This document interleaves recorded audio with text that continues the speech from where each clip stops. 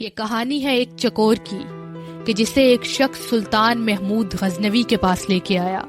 سلطان نے اس چکور کو خریدنا چاہا اور اس شخص سے چکور کی قیمت دریافت کی۔ اس نے چکور کی بہت زیادہ قیمت بتائی۔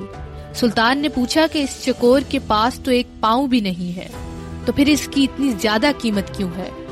تو وہ شخص کہنے لگا کہ میں چکوروں کا شکار کرتا ہوں، یہ ایک خاص چکور ہے۔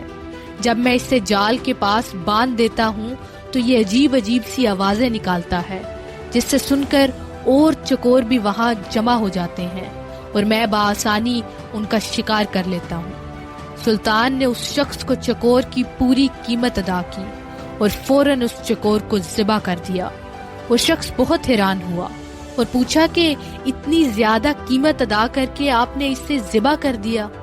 سلطان نے اس بات پر ایک تاریخی جملہ کہا، جو دوسروں کی بھلائی کے لیے اپنوں کے ساتھ غداری کرے اس کا یہی انجام ہونا چاہیے۔ Fake friends are like shadows. They follow you in the sun but leave you in the dark.